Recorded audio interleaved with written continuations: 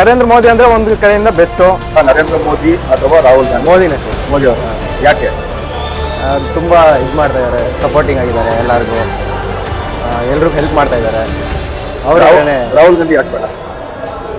ಬೇಡ ಸರ್, ಇಲ್ಲಿ ಕಾಂಗ್ರೆಸ್ ಇವಾಗ ನೋಡ್ತಾ ಇದ್ದೀರಲ್ಲ, ಎಲ್ಲ ಫ್ರೀ ಬಸ್ ಮಾಡ್ಬಿಟ್ಟು ನಮಗೆಲ್ಲ ಇದು ಮಾಡ್ತಾ ಇದ್ದಾರೆ.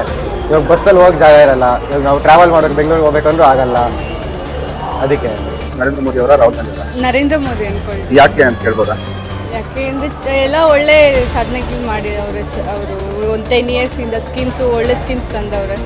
ಸೊ ಅವರೇ ಬರ್ಬೋದು ಅನ್ಕೊಳ್ಳಿ. ನಮ್ಗೆ ಆಲ್ಮೋಸ್ಟ್ ನರೇಂದ್ರ ಮೋದಿನೇ ಆಗಬೇಕು. ಯಾಕಂದರೆ ಅವ್ರು ತುಂಬ ಕೆಲಸಗಳು ಮಾಡಿದ್ದಾರೆ.